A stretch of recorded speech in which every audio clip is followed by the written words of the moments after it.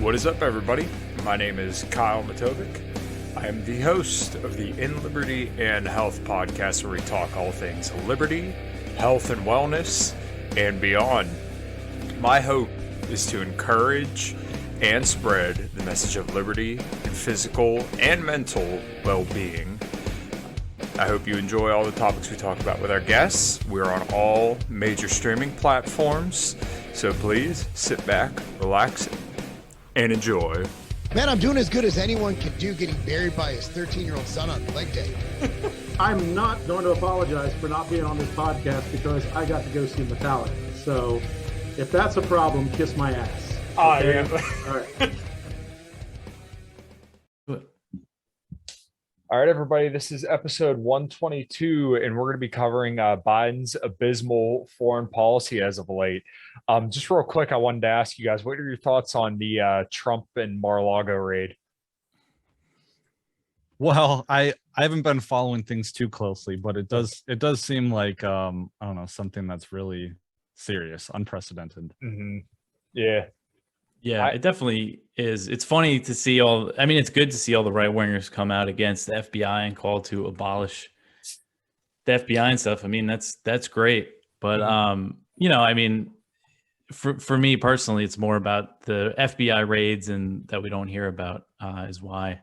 But yeah, it's a former president. I haven't been following it super close either. I don't know if they really have anything on him or what exactly they're saying they have on him. Just the most ironic thing to me was the warrant was signed by a judge that he appointed. It was a law that he signed into law and done by an FBI director who he appointed. So, and then also the call came from inside Mar-A-Lago. So there's like so many dimensions that was all just kind of his fault. Yeah, that's just typical Trump. Another thing that doesn't completely make sense is like from an attorney standpoint, Trump has a team of lawyers on his side. And if the FBI wanted something, the first step from DA to lawyer is to call up that person's attorney and to ask them like, hey, we're looking for this, right? We're looking for this evidence. Are you going to turn it over? And to try and do it formally like that before you do something that is like as invasive as a big search. Well, supposedly what had happened was that he was subpoenaed and he said that he complied with all the requests, and he actually didn't. And then like he knew this was coming for a while, and then they finally went in and raided. Now that was just what I got from Judge Napolitano. There may be some more revisions to that, but that's just kind of my lay of the land as it stands right now. Do you guys have any more thoughts on that? I just want to get you guys' take on that real quick. I just think it is just such typical Trump, how it went down.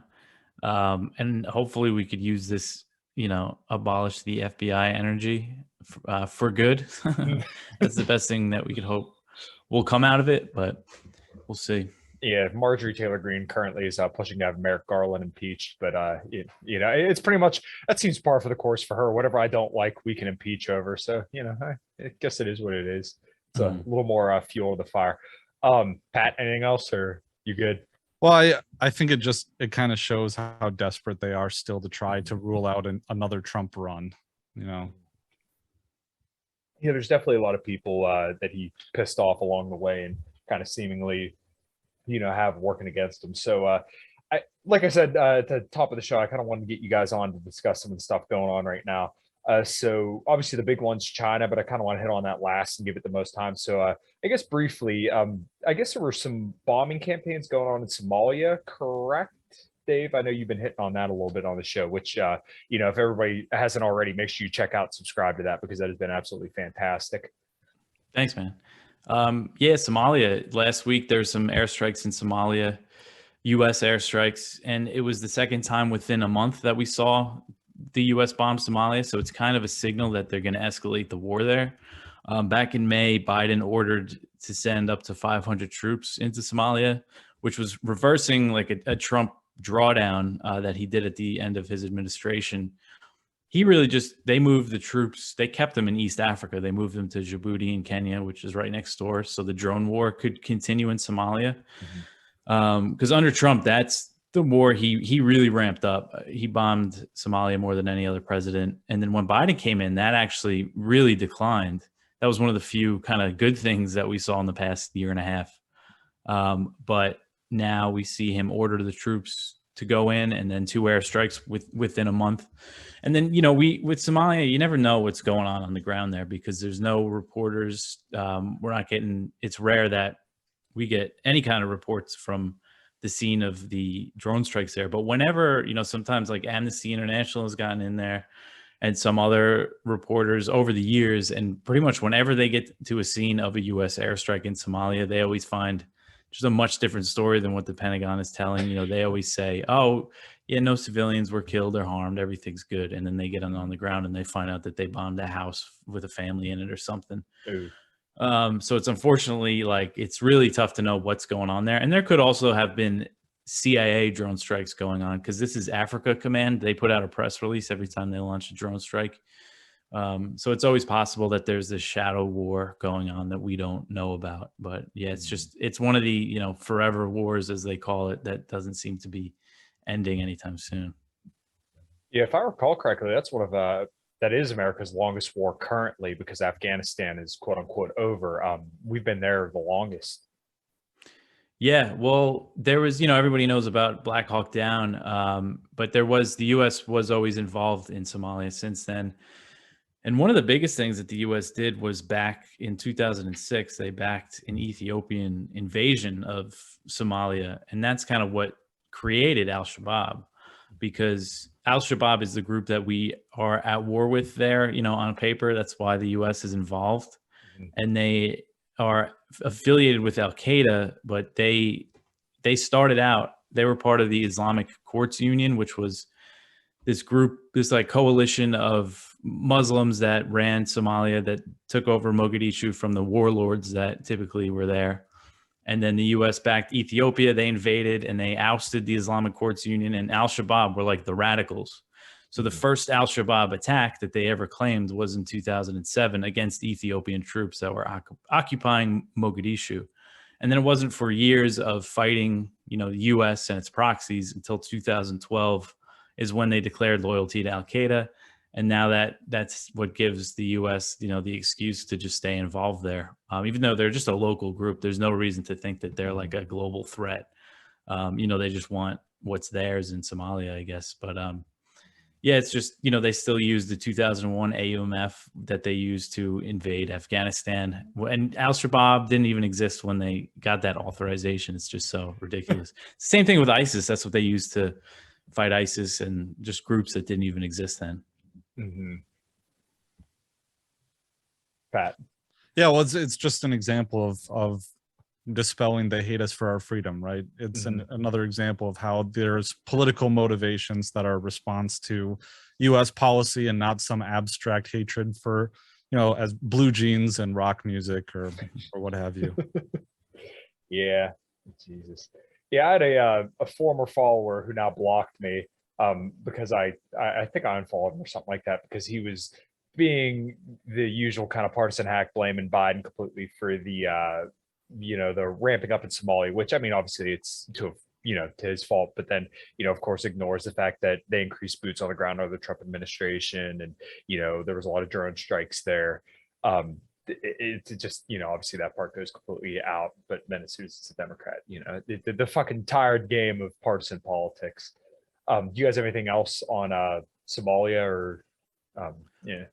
Yeah, it is funny because with Trump, I mean, because this is just something that I followed closely at the time of the transition. Mm-hmm. Before Trump got out of office, they were bombing the hell out of Somalia every couple of days each week in January 2021 when Biden was about to come in.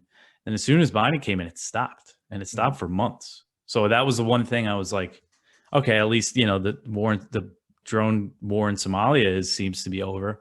But then we saw them ramp up because the whole time you had all these AFRICOM military guys just saying, oh, we need boots on the ground in Somalia. Mm-hmm. We need boots on the ground. And he finally just caved, I guess. Yeah, when Biden first got in, and even recently, I've tried to get accurate numbers on drone strikes, and from what I could tell, it doesn't seem like he's quite as bad with drone strikes. At least, not that I was able to see. Now that may have changed in the last couple of months because I haven't looked in a little bit, but I couldn't find any accurate numbers as to where Trump in his first couple of years. I mean, he was bad. Yeah, there's been a few lately. We've seen more in Syria. They just keep saying that they're taking out ISIS and Al Qaeda leaders in northwest Syria. And there's been some raids there. But again, it's just so hard to know exactly what is going on there. But they're definitely way down the drone strikes. And because Trump came in and he loosened the rules of engagement, he just told the military, gave them like free reign pretty much over whoever they wanted to bomb. And they took advantage of that. And then Biden came in and I'm not sure if he actually changed the rules of engagement, but he like ordered a review, and the drone strikes really slowed down. But we're seeing them kind of pick up, but it's still nowhere near as bad as it was under Obama and Trump. And for Trump, it was mainly really bad in his first couple of years. Somalia stayed bad, and he kind of was winding it down. But that is, going along. That was kind of the plan all along, I think.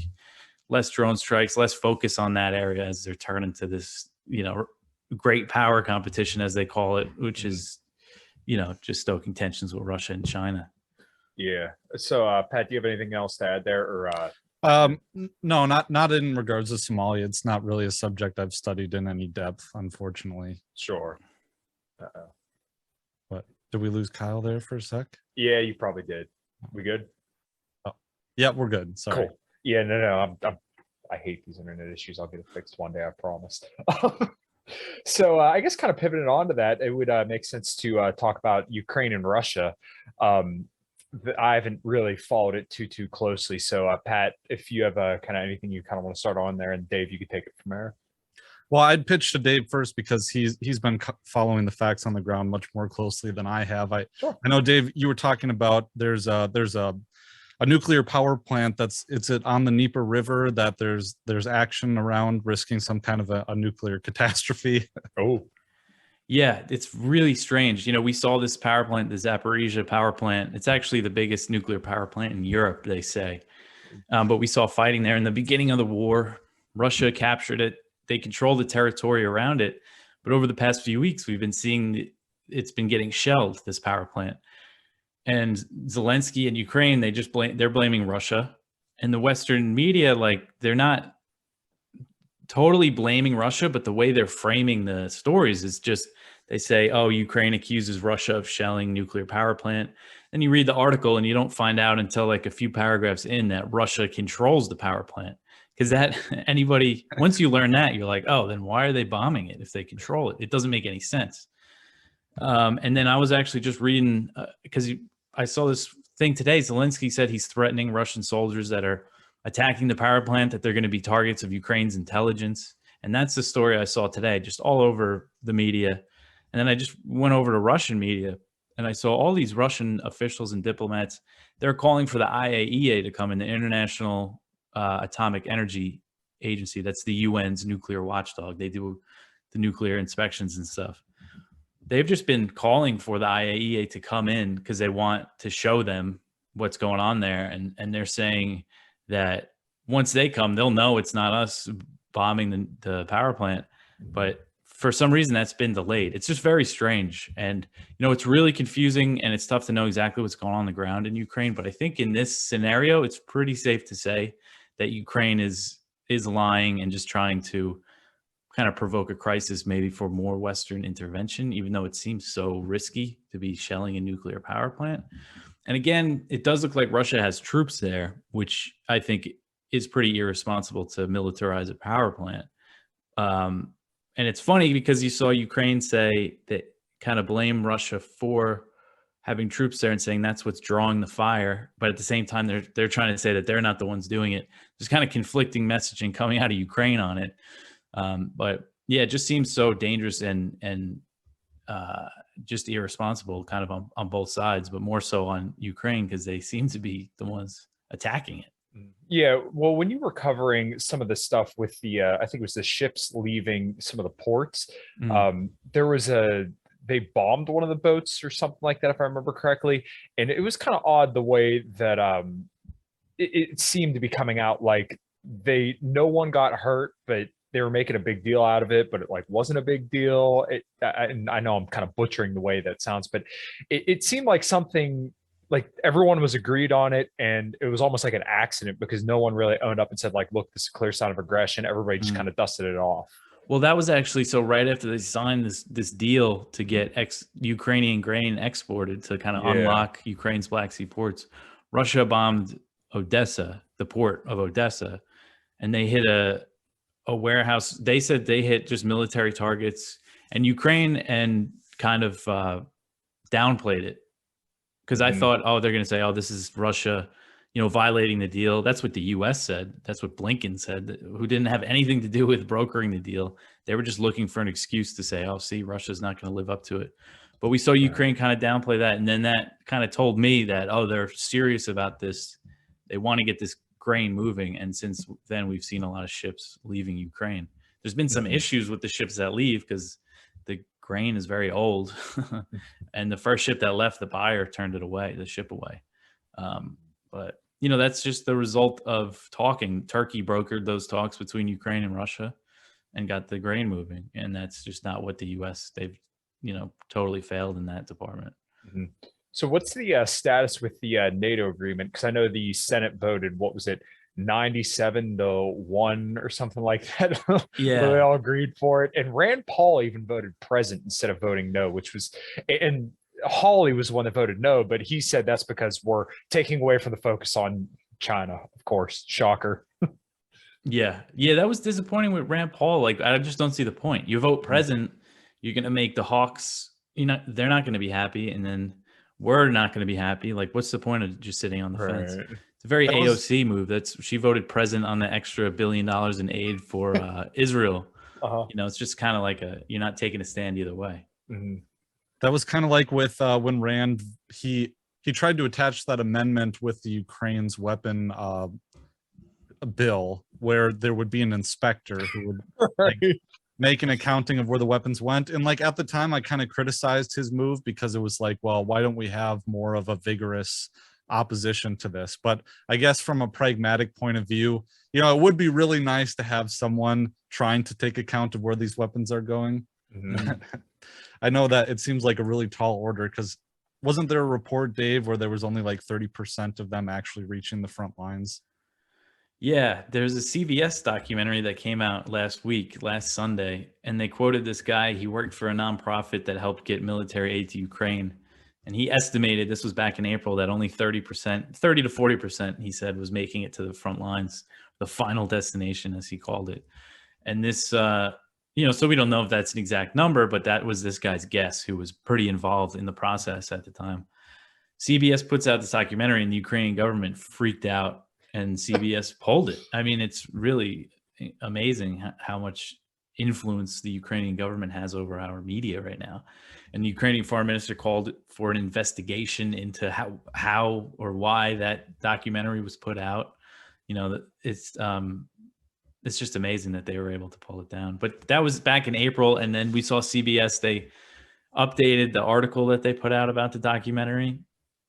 And they said, oh, this guy who estimated 30 to 40%, he says now that it's much better. So don't worry about it too much. Yeah. Oh, yeah. After they talked to him, I'm sure it's a lot better.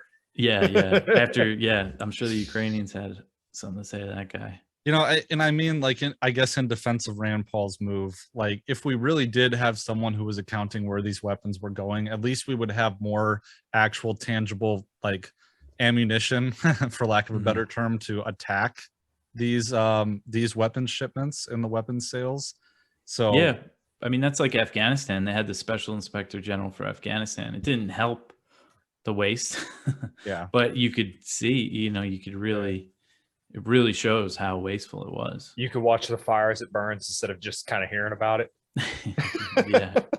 So Amnesty International comes out with that report saying that the Ukrainian military is setting up its operations in civilian areas, and kind of, even though Amnesty International, for like most of the conflict, and in a lot of ways, aren't they pro-US in a certain sense, or pro-West? and they get so much backlash against this, and it seems like they're really kind of caving to the pressure, even though their coverage has been mostly pro-Ukraine. Yeah, they freaked out about that too. The Ukrainian government, they weren't happy with that. But Amnesty has been, for the whole war, they've been very critical of Russia, accusing them of war crimes, accusing them of using cluster bombs. And then they put out that report about Ukraine's military. And it was also critical of Russia. It said it doesn't excuse what they called Russia's indiscriminate bombing. But that, you just see how much they freak out about this stuff. What was interesting about that is that, you hear this human shields accusation a lot. It definitely brings Gaza and Hamas and Israel to mind. And people tried to make that false equivalency, like with me, because I wrote up about the Amnesty report. But Gaza and Ukraine are two very different places. Gaza is under blockade. It's one of the most densely populated places on earth. And they'll just bomb a Hamas guy, or like they just did last week, of an Islamic Jihad guy when he's in his house, and just kill his whole family, or families nearby. It's very different. But anyway, so Ukraine, what was interesting about that is that they said Ukraine's military, in all these places that they went, they were basing in schools and hospitals when there was viable alternatives. They said when there were other places they could go where they wouldn't put civilians in harm's way. And when we saw, we really saw this more earlier in the war, when every time we saw either Russia bombed and killed civilians or Ukraine accused them of killing civilians, there was like this big push for Western intervention, for a no-fly zone. So I think it might be part of that kind of propaganda campaign, that they were trying to get the Western intervention. And I was just looking up some other things about Amnesty International to put it in context for people who are familiar with my work. There's a whole page about the Uyghur genocide and crimes against humanity. And then I typed in amnesty.org, search white helmets. And Dave, maybe you know more about this. If Amnesty has been, what side they were on in the Syrian war, if they were, backing the white helmets or things like that, Free Syrian Army. Yeah, I know that they were on that side. I don't know if they were like embedded with the white helmets or anything. I don't know too much about it, but I know that they were very, Western. They followed the script on that pretty good. And yeah, the only time you really see them kind of go against the U.S. Western narrative, or whatever you want to call it, is really with Israel. They recently called Israel an apartheid state, and the U.S. rejected that report and had a lot of harsh words for Amnesty. And then the point, I forget his name. I think maybe Matt Lee. He's a reporter with AP, and he kind of grills the State Department sometimes during the press conferences. And he was like, well, you cite Amnesty for all, Venezuela, Iran, just like listing all the countries where they use Amnesty International reports to say, see, this is why we got to sanction them or go to war with them or whatever. So you just think they're wrong about Israel. So that was pretty funny to see. But yeah, that's why, I think it says a lot that even they put that report out. I think that means that it's a pretty legitimate criticism maybe. But again, it is also, a lot of these organizations can be politicized, and maybe they had other reasons to put it out. But what's going on, guys? We're going to take a quick break from the show to tell you about these show sponsors and the way that you can support me and this podcast. I'm sponsored by Axe and Sledge. Won't really focus in here, but right here in my hand, I have their The Grind, which is essential amino acids and hydration. Feel free to check it out. This is your mom's sweet peach. They have some awesome flavors and awesome names. They also have multivitamins, fat burners, creatine, beta-alanine, all sorts of different supplements to help you get all jacked and tan and help you become a person more full of liberty and health, as this show is about. So if you want to support me and support this podcast, then feel free to go to axandsledge.com and check out all their great supplements there, and use code Matovcik10, that's MATOVCIK 10 at checkout for a little discount, and to let them know I sent you their way. All right, everybody, thanks. Now back on to the show. Yeah. The one interesting thing I noted, or at least I thought, was that you at least have some people at Amnesty International still standing by the report about Ukraine, about the Ukrainian military being in civilian areas. And I don't know, it just made me think about how complex the topic must be even inside the organization and amongst this whole thing, that there's some people who are actually committed to human rights there. But even the Western pressure campaign, or the Ukrainian lobby or the Ukrainian government putting pressure on people to shut up. Yeah. And you saw some people resign, like the head of Amnesty International Ukraine resigned, I think some others. And I also saw on Twitter, like some Amnesty employees were sharing like gray zone articles or like retweeting Aaron Mate. Yeah. And they were all like, look at these, I can't believe people working for Amnesty are retweeting, Russian propagandists, and just all those typical accusations.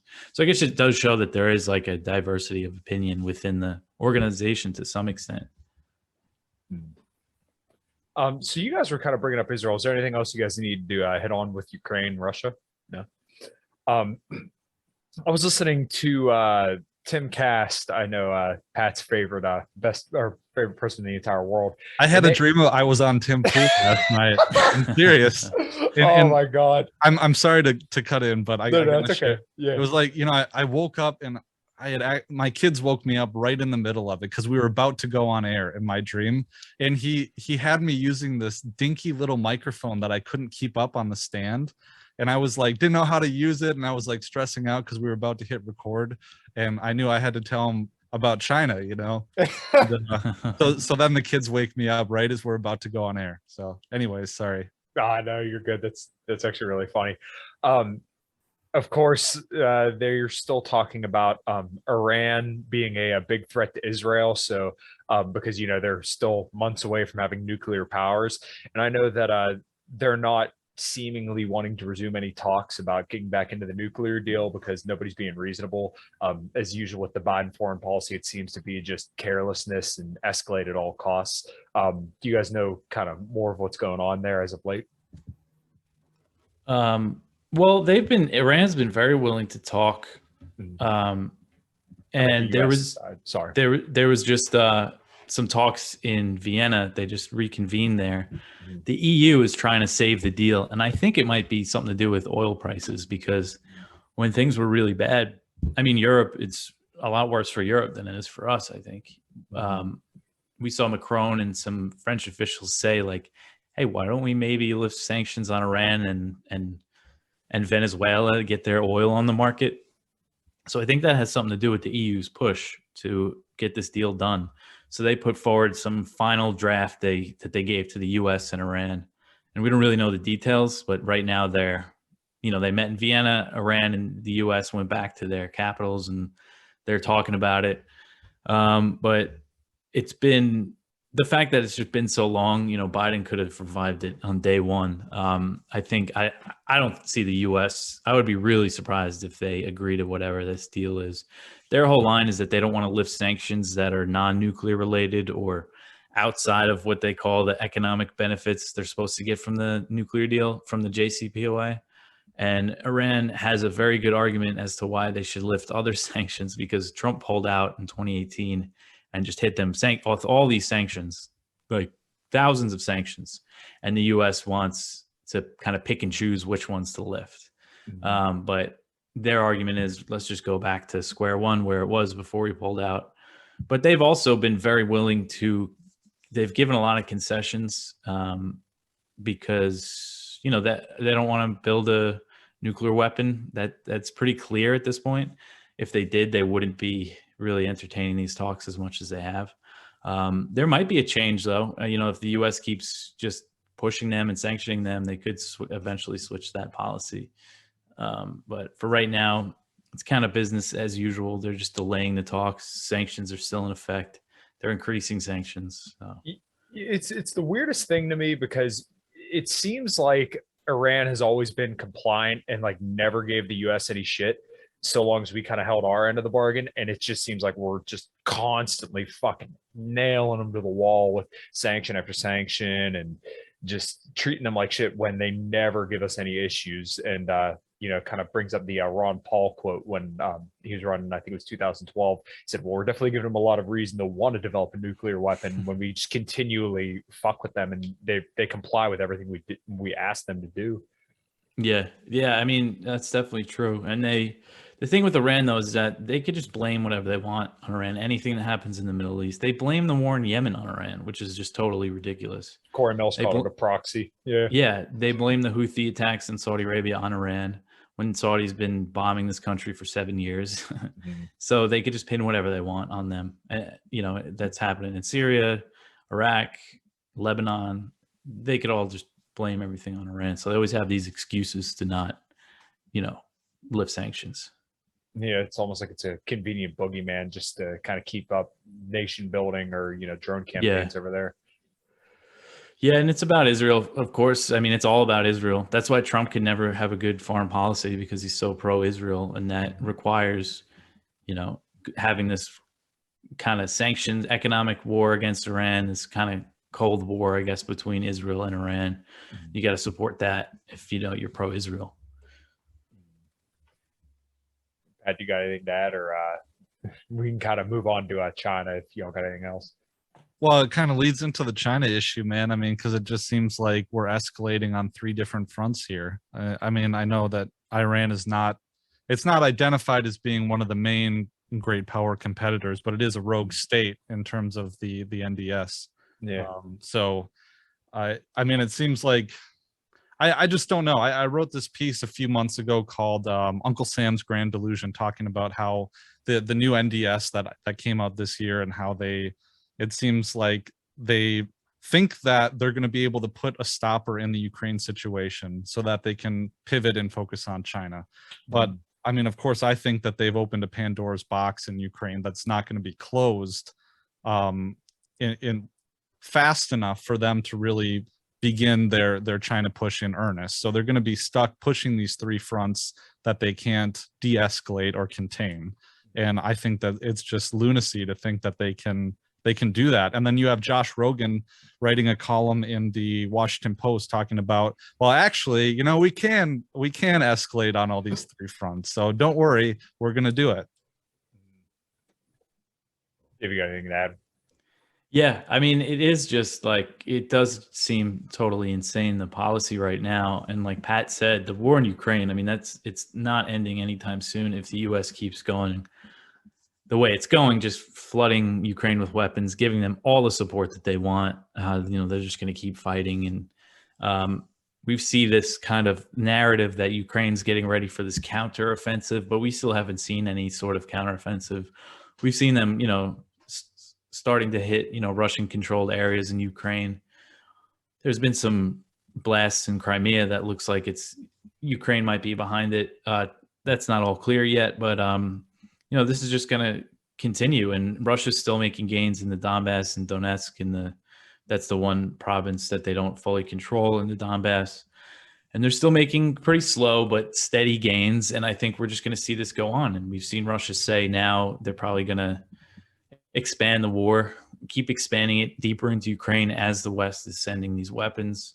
And now they're looking to also escalate with China. We saw the Pelosi trip, which we could talk about.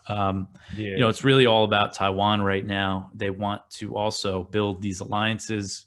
They really want to build another base in Southeast Asia closer to China. But I don't think they're going to have much luck with that, because all the Southeast Asian nations, they don't really want to get caught up in all this. They a lot of them play it down the middle.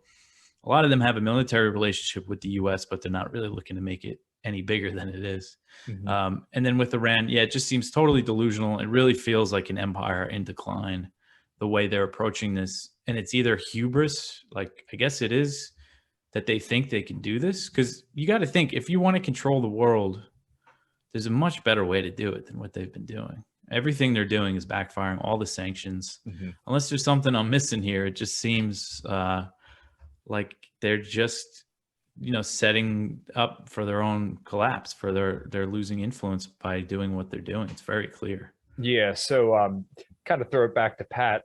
That panel that you were on that we were kind of talking about before we started the show, the one guy gave you pushback because, and I agree with your premise that it seems like we're trying to set up Russia for a kind of like Afghanistan deal where you could just drag them out and bleed them out through Ukraine. And it seems like they want to set up Taiwan to do the same thing. And to do the same thing to China. And it seems like China's pretty, upset about these, the Pelosi visit, because they were doing some pretty aggressive military drills. So, Pat, if you kind of want to lay out some of the stuff that's gone on over the last couple of weeks, because I know you've been digging into it a lot. Yeah, well, I was on that panel with Connor Eccles from Responsible Statecraft, who's like-minded, but he's from a more of a realist school standpoint, and he doesn't have the same fundamental principles, I guess, that libertarians would per se. And I think, if I recall correctly, and I don't want to misrepresent what he's saying, sure, but he said that the United States doesn't have an interest in starting a war with China over Taiwan. And I was saying, well, and maybe you'd have to go back and hear what he actually said, but yeah. I was saying, well, I think, just speculating, one of the reasons why they would want to escalate in the area would be to maybe they want to entice China to invade Taiwan or move on Taiwan in some kind of way, so they could set up a regime, like an ultimate regime change type situation in Taiwan with some kind of insurgent war, or to have China expend a lot of its military energy taking the island itself, so then they're less of a threat on the global stage. And I mean, that it's speculative on my part, to be fair. Mm-hmm. Yeah, I mean, I don't see any other reason, so we saw Pelosi visit Taiwan. She's the first House Speaker to do it in 25 years. And it's followed this pattern that we've seen over the past few years of congressional delegations becoming more frequent, more high-level U.S. officials going to Taiwan. I don't really see any other reason for why she visited, unless it was just to provoke a response from China. I mean, Pelosi doesn't seem like she knows what the hell's going on these days anyway, so it's tough to know exactly what was going through her mind. But the people that pushed her to do it is, they just need an excuse to expand in that region, and I think they got what they wanted by China doing these big drills. Now they could say, oh, look at these drills, we got to send more warships through. And in Congress, they're trying to pass this new bill that would totally change the U.S. relationship towards Taiwan. It would designate them as a major non-NATO ally, which goes against the one China principle. If Taiwan's not a country, how are they an ally to the U.S.? And also would give them $4.5 billion in military aid for over the next 4 years, I think it is.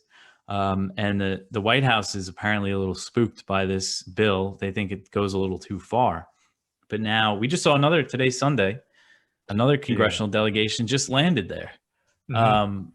I forget who was leading it. I got to read up on it. I got the article pulled up right here. Actually, I'm glad you're kind of hitting on that. 5-member team led by Democratic senator from Massachusetts.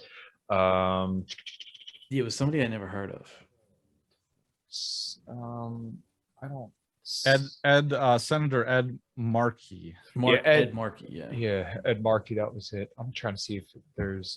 It seemed to me like it was a surprise delegation, that it wasn't announced beforehand. They just kind of showed up. That's the way that they do it usually. Yeah. Okay. Right. Sorry. Republican rep Amada Coleman, Red Wagon, a delegate from America Samoa, Democratic House members John Garamendi, Alan Lowenthal from California, and Don Beyer from Virginia. So those aren't any names that ring any bells or sound significant to me, but maybe you guys know better. Yeah, I don't really know them, but and this is the way congressional delegations typically visit Taiwan. They just show up.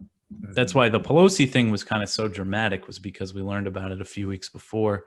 So China had its time to really warn against it and say, hey, we're really going to do something if you go through with this visit. So we're going to see a response from China, some more military drills in the region over this. But, China's also signaling that they're going to speed up their unification process. They want it to be peaceful. That's what they've always said. But they won't rule out military action if what they call, if the U.S. intervenes too much, or if they declare independence. But, we're just this is just a road of escalation. We're just going to keep seeing escalation from the U.S. China's going to respond, escalate, and who knows where it's going to go. I was always one to say, oh, nothing's going to happen for at least a decade between the U.S. and China because their economies are so intertwined. But with what we're dealing with here, with these military drills that they held all around Taiwan, they simulated a blockade. They were firing missiles over the island. They're showing that they're pretty serious about it. And now you're going to have the U.S. respond. They're saying they're going to do drills in the Taiwan Strait now. So how's China going to respond to that? An accident is possible. Anything could happen. It could spiral at any time. And it's just completely reckless. And now it seems like more people are paying attention to it, at least because Pelosi's visit got so much attention. Because before this, it felt like just nobody was listening or nobody cared about these escalations. And it made me like kind of question myself if I'm thinking too much into what's going on. But I think this visit and what's happening here, I think now it's very clear what the plan is. Yeah, and even a lot of like the MAGA right guys, Pat was pointing this out to me, and I didn't get it at first, but he was looking in like Marjorie Taylor Greene, Matt Gaetz, and a bunch of the better right-wingers in their tweets to see if they were saying anything about the Taiwan visit, and it was radio silence. Now I think Marjorie Taylor Greene, if I recall correctly, came out and said something about it, but it was never like she shouldn't do this because it's a provocation. She basically, I can't remember the exact phrasing, so whoever's listening would have to look up the tweet. Well, this is what she said, Kyle. She said something about Nancy Pelosi's husband being involved. This whole thing with insider trading. Yeah, insider trading in NVIDIA chips. And I actually wanted to talk to you about, Dave, to get your thoughts on this, because I think I got this idea from you, which is not uncommon. But you were talking something about how the right-wing talking point here is to deflect away from dangerous U.S. escalatory policy in the area to play it off as, oh, well, Nancy Pelosi sucks, which, she does, but the right really hates Nancy Pelosi, right. And they want to spin it as some contained corruption thing, as a partisanship, and to detract away from this dangerous U.S. policy that's been going on, bipartisan for years and years, decades. Yeah, they kind of want to limit it. It's like kind of like a limited hangout that they want to say, oh, it's all about Pelosi's insider trading, because how do you say it? NVIDIA, that American chip company? Yeah, and NVIDIA, they make graphics cards and chips. Yeah. So Pelosi's husband bought a bunch of NVIDIA stock before the Congress passed that bill, the Chips and Science Act, which includes $53 billion to subsidize domestic microchip semiconductor manufacturing. So that raised everybody, the red flag of possible insider trading. And then we actually saw him dump that stock right before Congress passed the bill. So who knows what that's about? I don't know. He dumped it at a loss. Maybe he felt like he was caught. But again, I knew they were working on that bill. Is that really insider trading? Maybe he knew that it would happen quicker than the public knew, but who knows?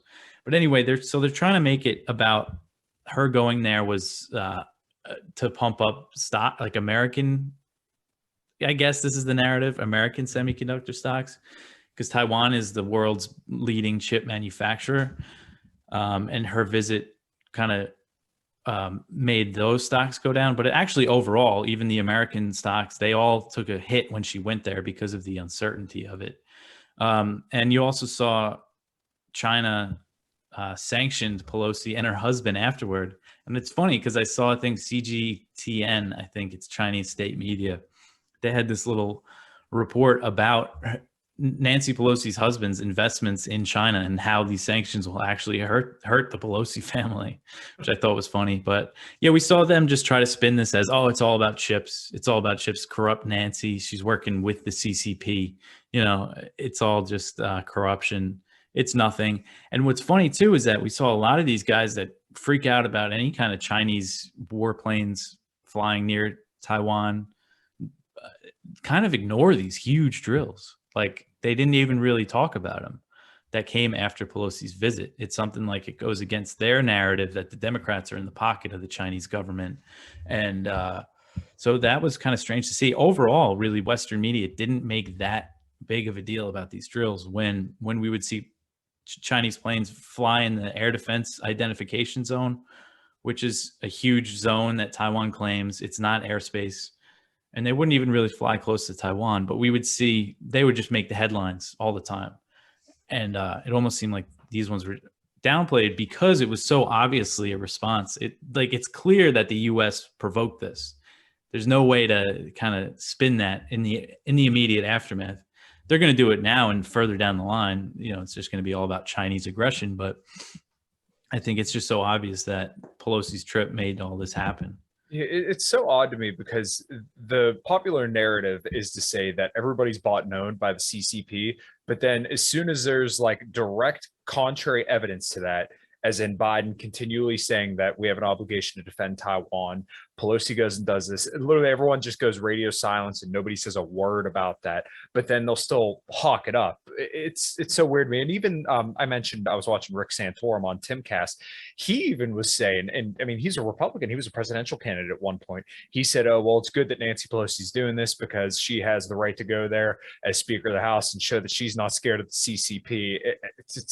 It's mind-boggling to me. You know who else said that?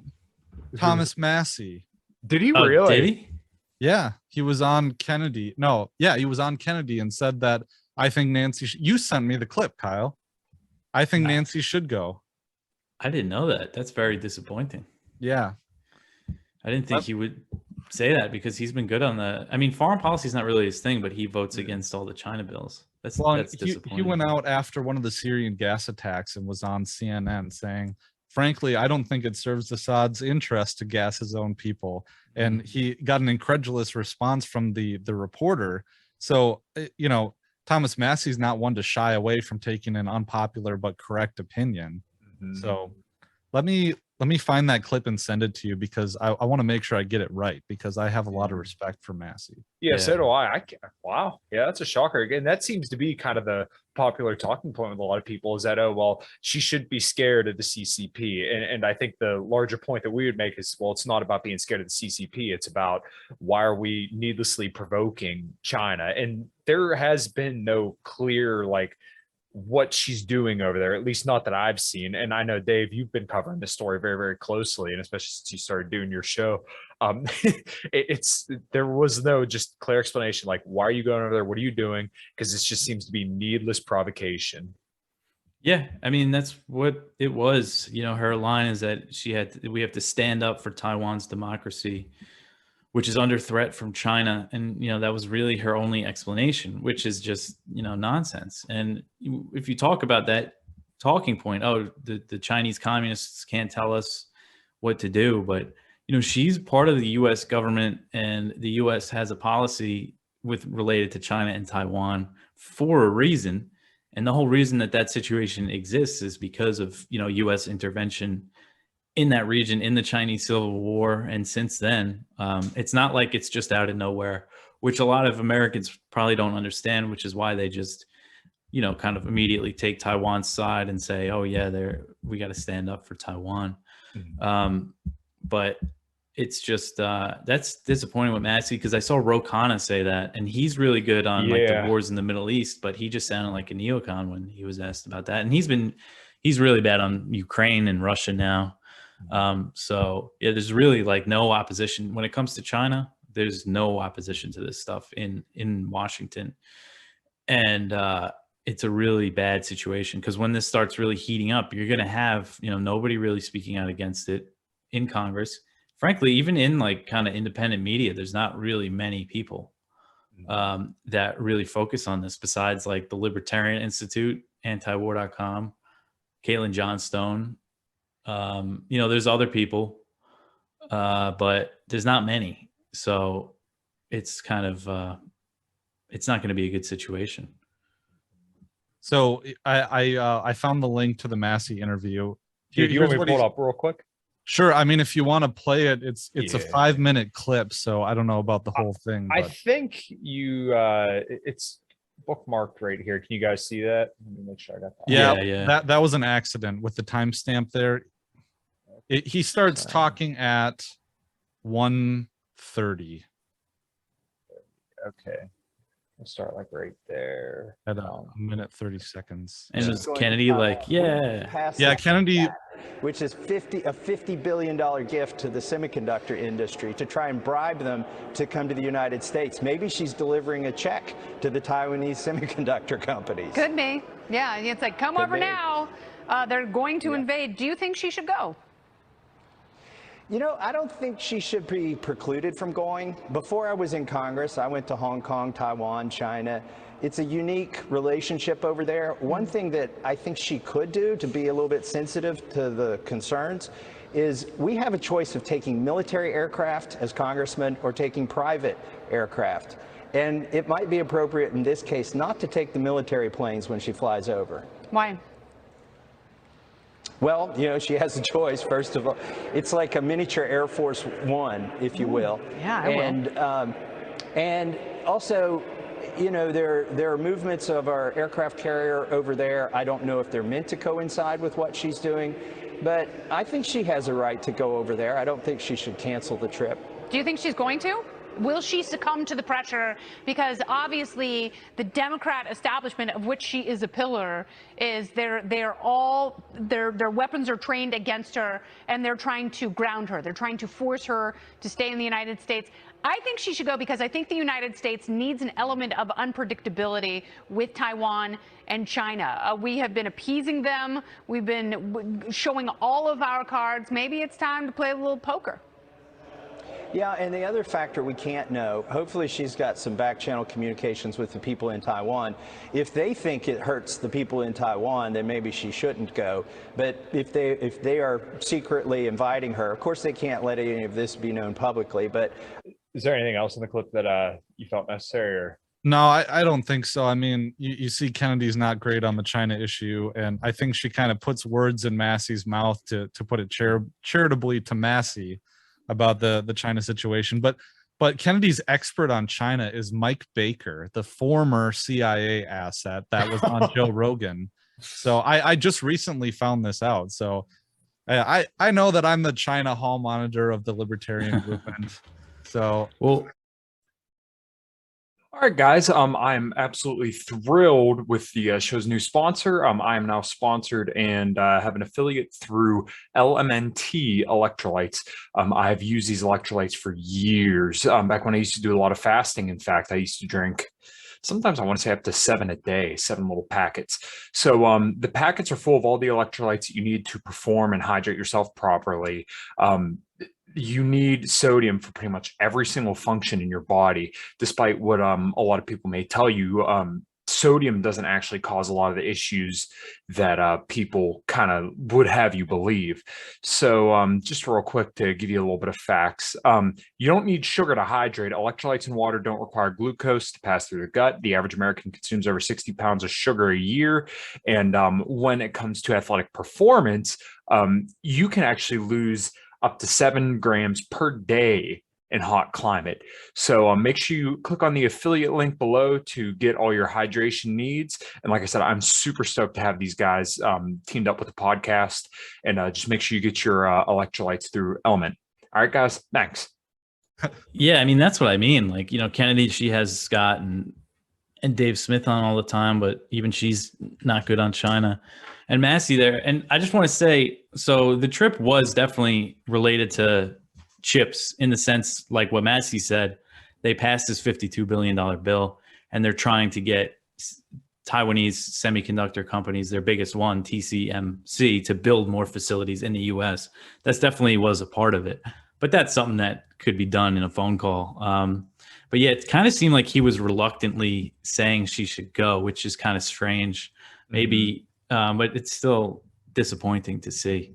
Yeah, and Pat, you brought up another good point on that one panel where you mentioned that the Biden administration was kind of like half-heartedly saying, well, we don't think she should go. Like, they didn't come out and fully say, like, no, this is a bad idea, because obviously Biden's hawkish on China, so they don't care if it's provocation. But once again, I think you said that they wanted an out in case it went south. Then you could kind of say, okay, well, that was just her on her own accord. Well, again, this is an idea I got from Dave from listening to Dave's show. So, I mean, it could have been, yeah. It could have been something like that. I mean, like you'd have to believe that there would be a way that Biden could. He can't tell her not to go, sure, but he could create a situation where she can't go, like pull her escort or something. I mean, something creative like that. Yeah, at the end there, you saw them pretty much back her trip by putting, escorting her plane, and the White House said, yeah, she has the right to go. They can't stop her. Those reports, it was interesting because there was a lot of reports in the New York Times, Washington Post, that the Biden administration thought it was a bad idea, thought it would provoke this crisis that it did. So it was just such a weird thing. And I think there's probably elements of the Biden administration that was happy that she went.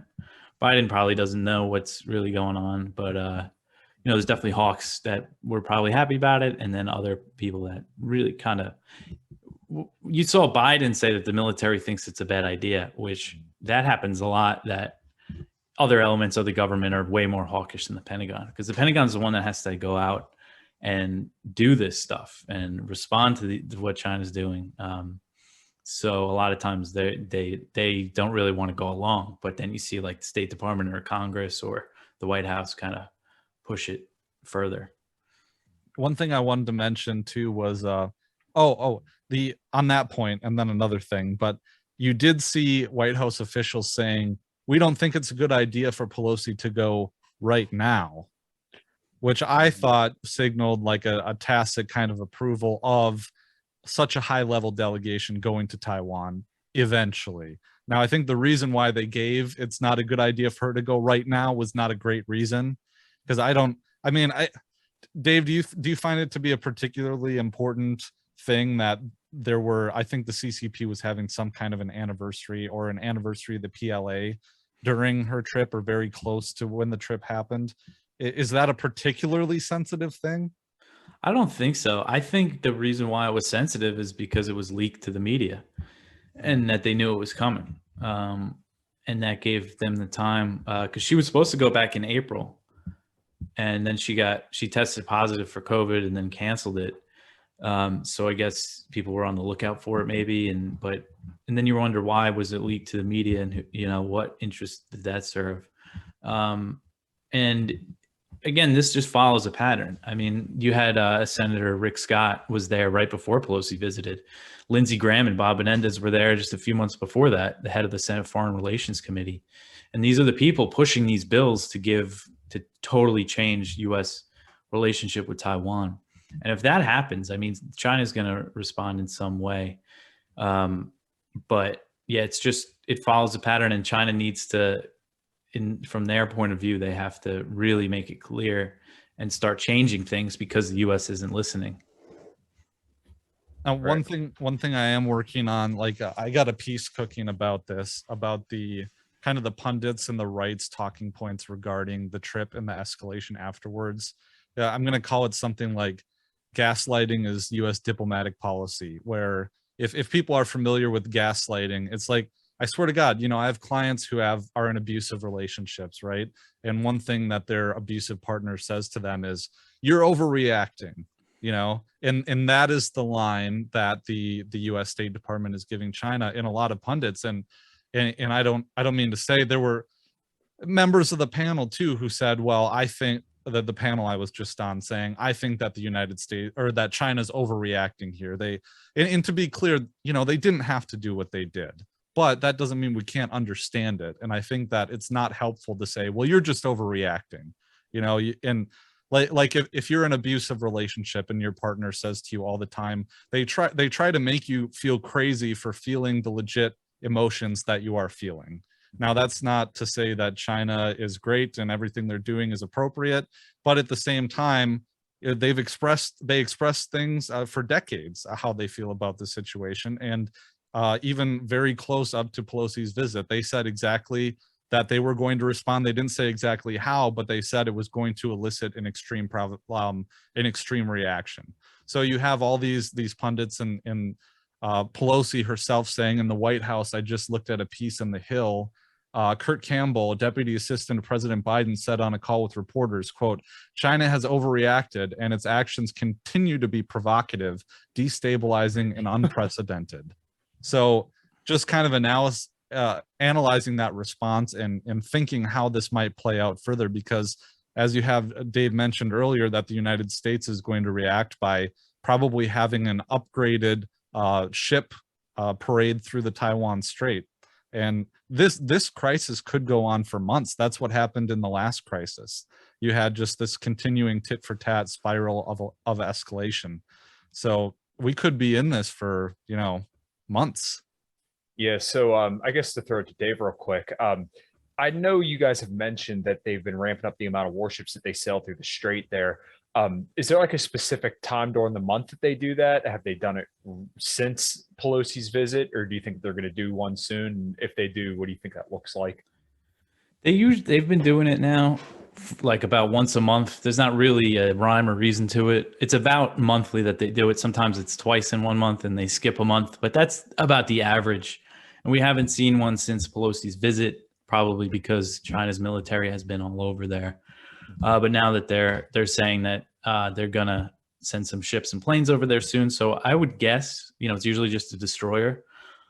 We might see a few different types of warships. I don't know if an aircraft carrier is going to go through. We'll just have to wait and see what happens with that. But I think the U.S. is going to kind of step things up. And I think with Pat's analogy there, that they're just gaslighting China is really accurate, because we see them say this. We saw Pelosi and the Biden administration keep saying, like, we oppose any change to the status quo across the Taiwan Strait. Well, they're the ones changing it. They're the ones, again, it doesn't justify what China's doing, but you have to understand why they're responding. And, people's personal feelings about Taiwan, people get so emotional, especially libertarians, about China and Hong Kong and Taiwan. Like, those feelings don't matter about this. You have to just understand what the reality of this situation is.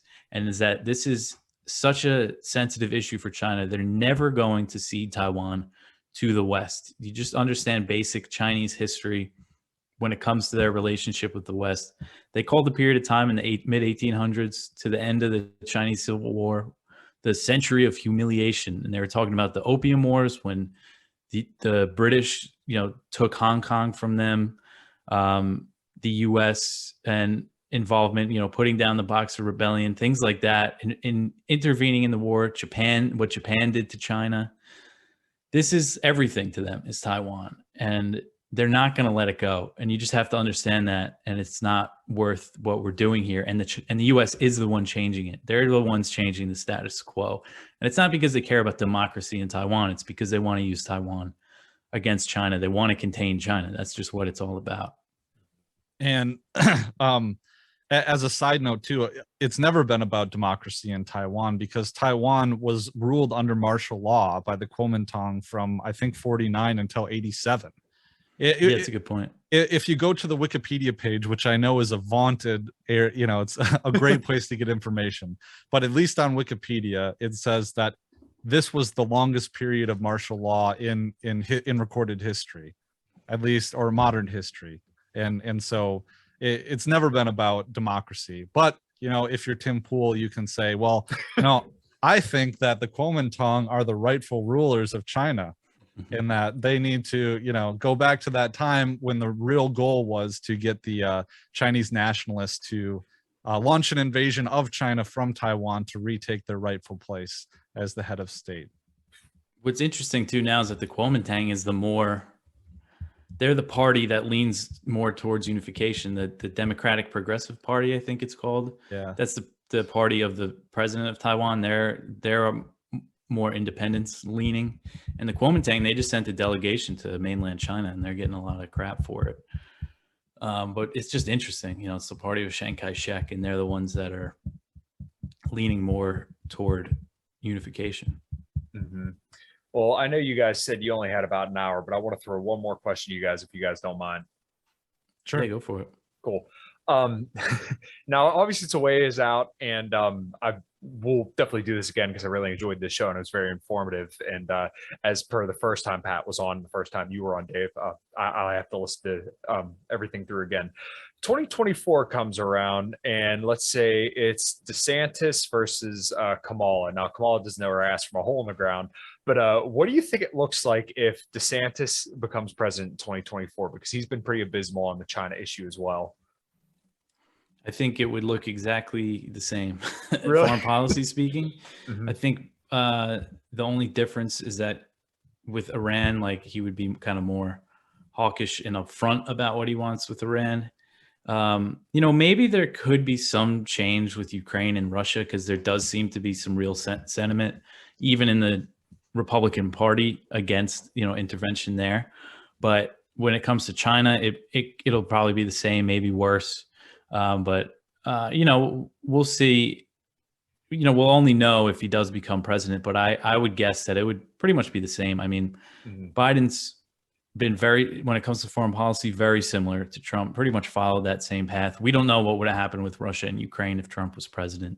There's no way to know. But this idea that this wouldn't happen under Trump, I think, is misguided, because Trump was the first one to send Ukraine weapons, anti-tank missiles and stuff. He was very hawkish on Russia. Part of the reason why was because they kept, accusing him of working for Vladimir Putin.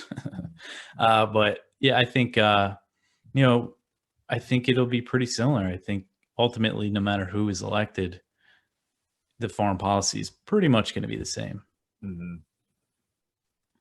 But the reason why the Ukraine crisis didn't happen under Trump is because Trump told Putin, if you move on Ukraine, I will nuke Moscow. Yeah, exactly. Yeah, he was big, bad, and tough. He rolled over and did whatever the military-industrial complex told him to do. So that's how you know he was a tough guy. Yeah, I was just quoting Tim Pool there. I mean, in case you were wondering, really? where I got that from, Kyle. Yeah, that's what he said. Wow. And I will say, Biden definitely, if you're going to move and the U.S. is your adversary that you have to worry about, Biden definitely seems a lot weaker than Trump did. Yeah. But I mean, it kind of like you said, Dave, it always seems just equally as escalatory. Nobody really gives a shit, and Biden's policy is just, kind of whatever happens. If it's escalatory, it just is what it is. If you guys don't have any closing thoughts, we'll close her out. Yeah, well, you can find my work at libertyweekly.net, libertarianinstitute.org, and libertyweekly.club is my membership website if you want to support the work that I'm doing. Of course, I am a subscriber, and I really enjoy reading your articles. I know you sent them over to me, and definitely check that out. Yeah, and I appreciate that, man. Of course, Dave. Yeah, you could just read my work at antiwar.com. I started a new podcast a few weeks ago.